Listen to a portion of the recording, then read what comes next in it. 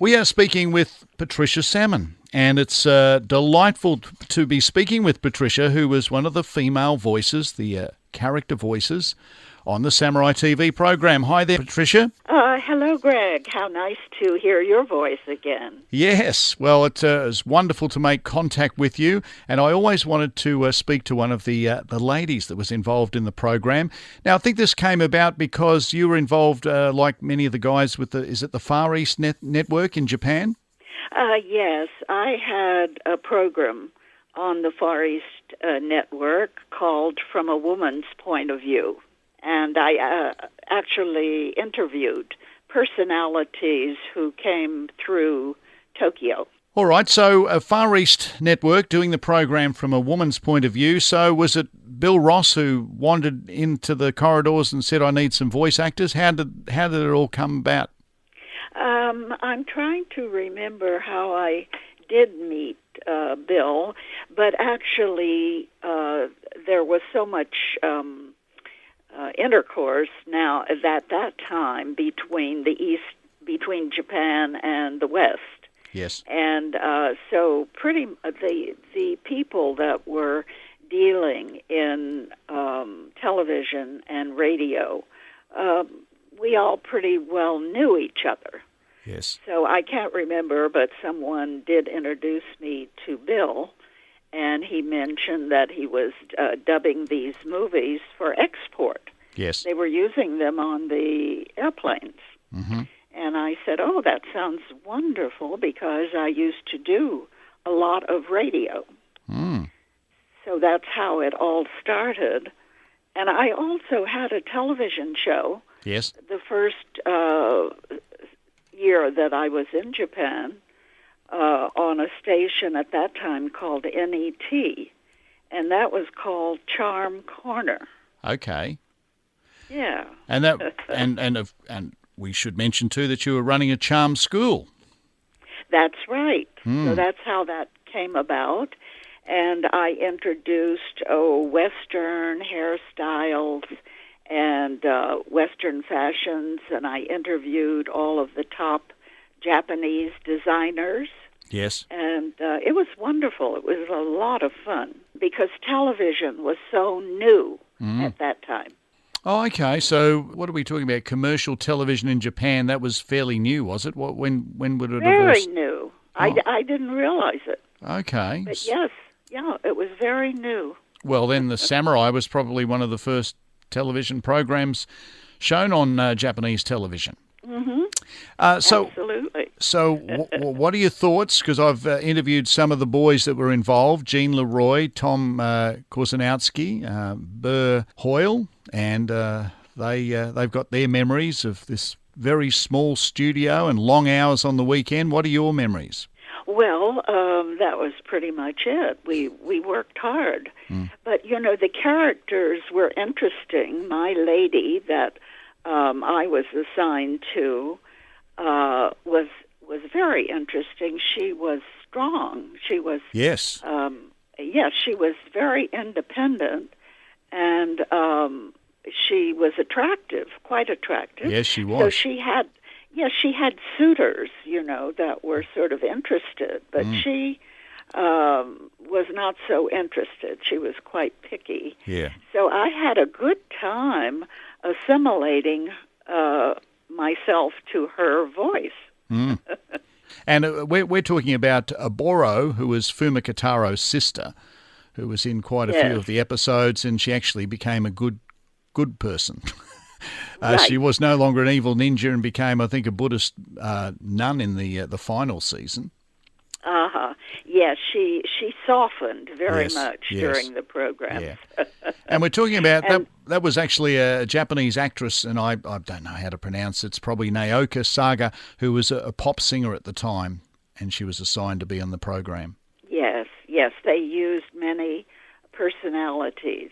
And when I signed on to do my television program, you might be, I think that the fellows, we were all very happy because dear Bill Ross was getting, I'm sure, quite a good fee.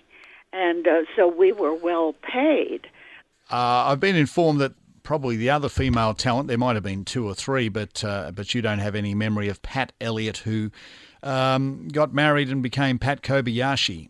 Doesn't ring any bells? It does. Kobayashi rings a little bell. Did she married a Japanese young man? I would say so, yes, yeah. And I think they moved to Australia, maybe. Oh, okay. I don't know the answer to that, but I think she provided perhaps some of the younger female, well, maybe some of the nicer roles, because you were playing a Boro who was, a bad dude to begin with, although she had a soft heart, because I think particularly when Shintaro rescued her at one stage and saved her life, so that changed her heart.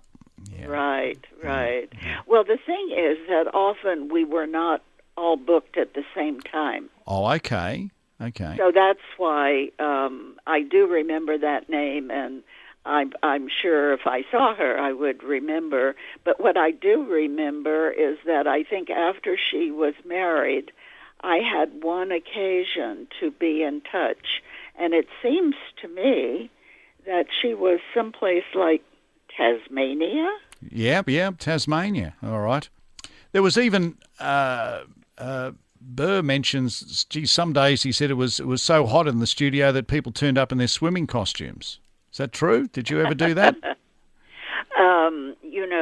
I'm originally from Texas. Yeah. And when I moved into my charm school, they said, well, it's going to be hot. We think you'll need air conditioning.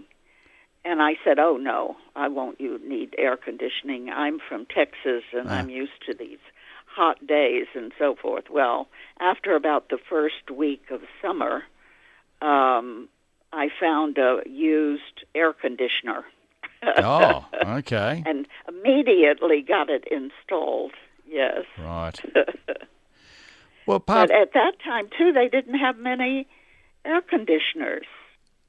Well, it wasn't just the Samurai. You were doing the movies as well, once again commissioned by Bill Ross. What other memories do you have?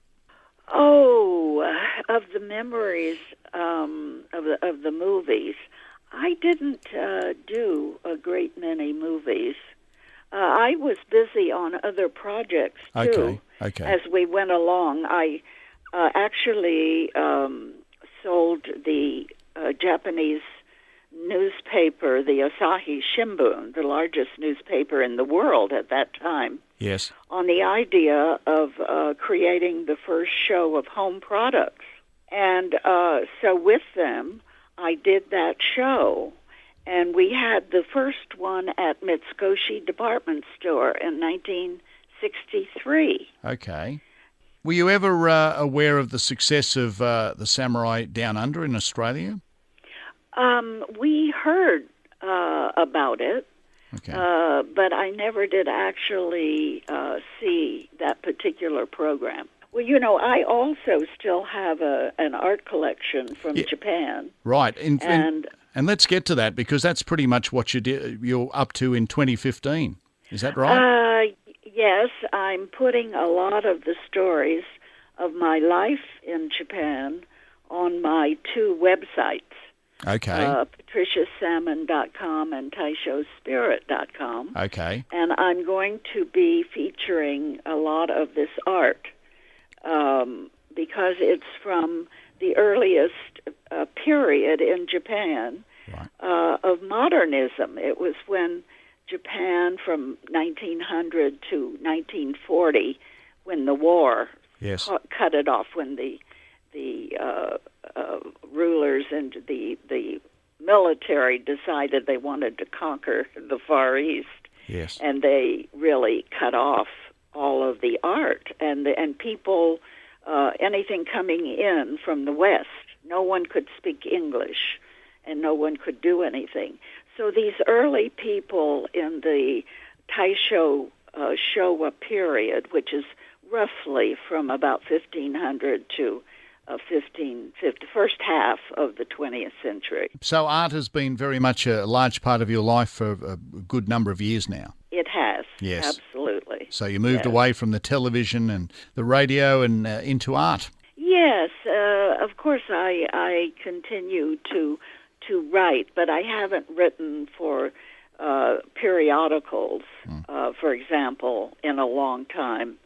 And I believe you also spent some time as an airline hostess. Is that correct? Yes, that was many years ago. That was my first time in Japan. Oh, okay. And when I was flying for Pan American. Okay. Yes. And did you I think you made some visits to Australia. Would that be true during that time? Yes, I did. Yes. That was my first trips were to Australia and New Zealand. Okay. And so how did you end up staying in Japan, being based there in those 60s? Well, I decided as I traveled around the world, because I also flew out of New York to South America and Puerto Rico, and I went all the way down to Buenos Aires and Rio de Janeiro and Port of Spain, Trinidad, and places like that.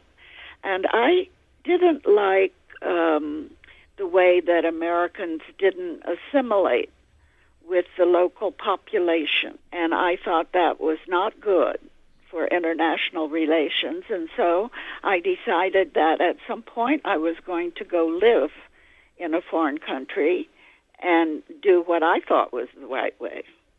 So that's how I ended up in Japan. Yes. And so what, did you marry anyone in Japan, children? What happened in your personal life?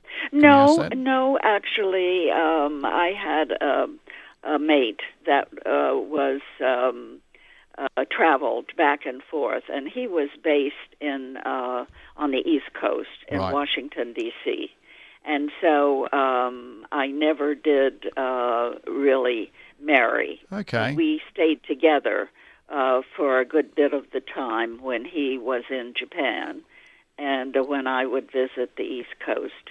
But I was always just very busy with all of these different projects. Yeah. And he was busy doing business with the Japanese trading companies. Right. So we just were happily partners. Mm-hmm. Well, it has been charming, and that's a nice word, isn't it? It's not a word that's used too much nowadays. I was reflecting on that, the charm school, and but it's a very nice word. So it has been charming speaking with you. It sort of does sound old-fashioned these days, doesn't it? Yeah. But charmingly so. Yes, exactly.